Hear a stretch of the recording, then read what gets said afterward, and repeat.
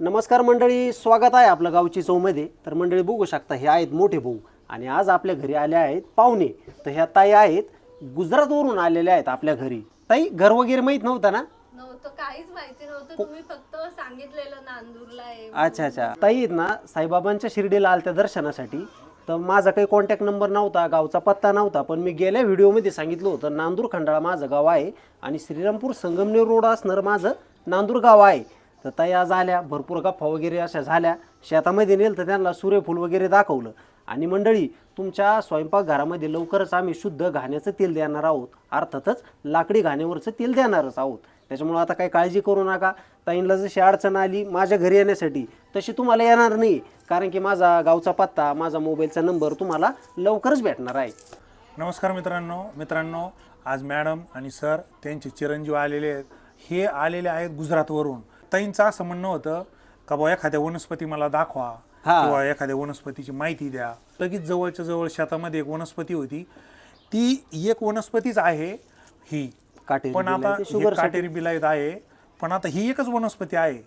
पण मित्रांनो, तुम्हाला ह्या वनस्पतीचे माझ्याकडे कमीत कमी 100 पेक्षा जादा फायदे आहेत. आणि 100 आजारावर ही चालणारी वनस्पती आहे.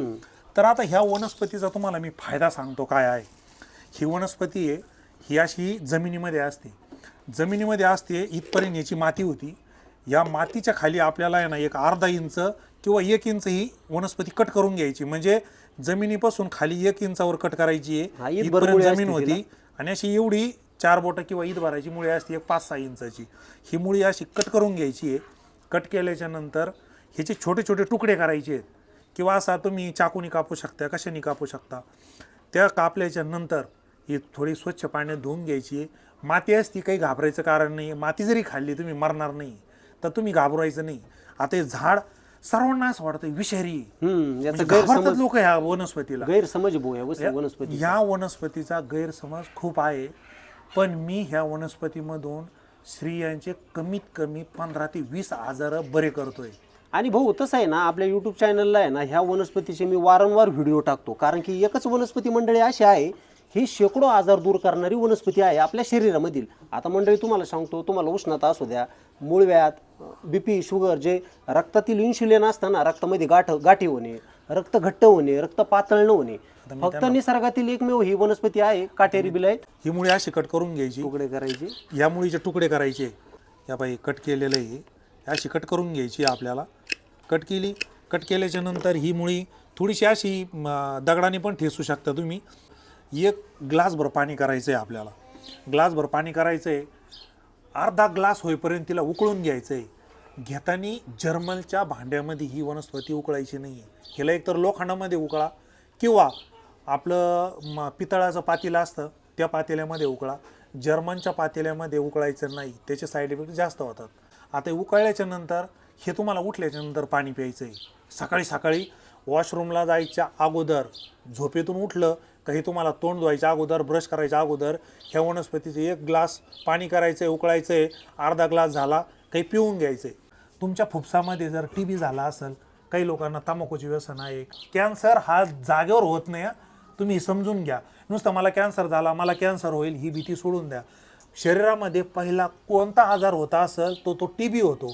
TB जर तुमच्याच्यानी जर बरा नाही झाला तर त्याचं रूपांतर कॅन्सरमध्ये होत असतं. डॉक्टरांकडे तुम्ही कॅन्सर झाल्यावर जातात.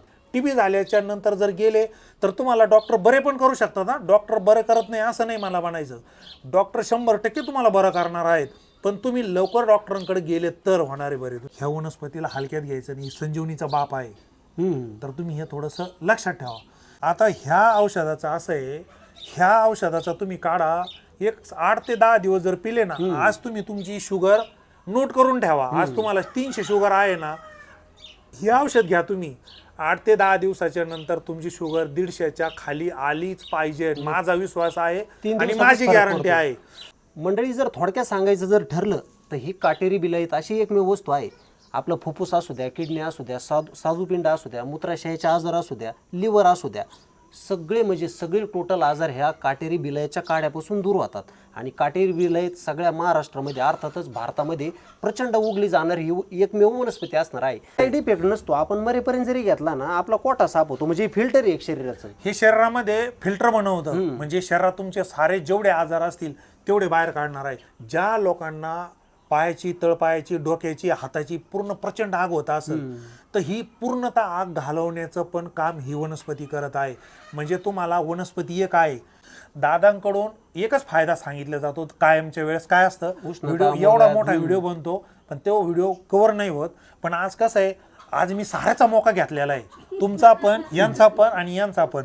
मी खूप वर्षापासून म्हणजे मला सांगायचं थोडं हे होतं पण वेळच येत नव्हती. मी आलो तर हे नाही, हे आहे तर मी नाही. पण मी आज तुम्हाला सारं सांगितलेलं आहे. हातापायाची आग, तळपायाची आग, डोळ्याची आग. आता भरपूर लोकांना आहे ना तोंडाचा त्रास होतो. डोळे येतात त्याचं पण सांगा. हा हे काय डोळ्याला आता ही वनस्पती आहे ना, आता मित्रांनो ह्याला आहे ना चिक सापडत नाही.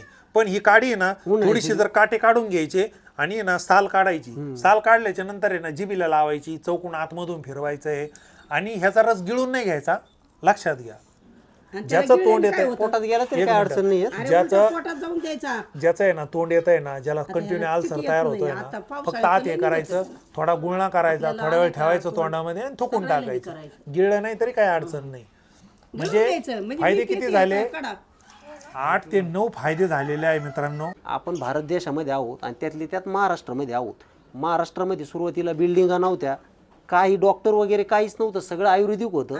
पण आयुर्वेदाचं ज्ञान भारत देशातून सगळ्या दुसऱ्या देशामध्ये गेलेले आहे. आलं तुमच्या लक्षामध्ये तर मी तुम्हाला एकच सांगू इच्छितो, ही काटेरी बिलायत आहे. ही काटेरी बिलायतच फक्त आपल्या शरीरामधील शेकडो आजार दूर करणार आहे. तुम्हाला दवाखाना बदलायची गरज नाही, वनस्पती बदलायची गरज नाही.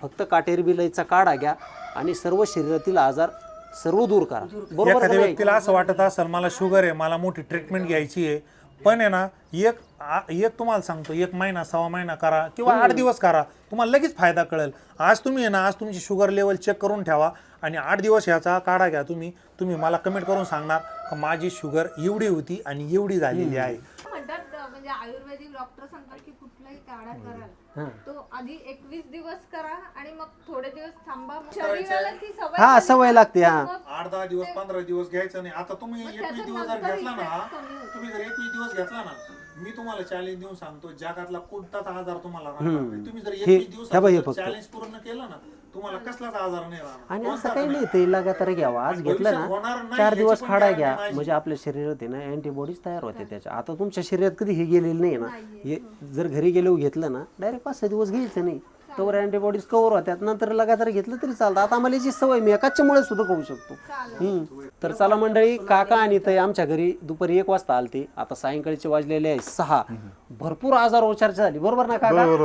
तर मी त्यांना एकदम स्पष्ट समजून सांगितलं. त्यांना दुसऱ्या वनस्पत्या दाखवल्या, इतरही सूर्यफूल वगैरे सगळं दाखवलं. पण माझं काय असतं, तुमच्या दादाचं एकदम परफेक्ट काम असतं. सगळ्या आजारावर एकच रामबाण औषध वनस्पती, आणि ती पण वारंवार व्हिडिओमध्ये दाखवलेली. ही फक्त काटेरी बिलायत आहे बरं का काका.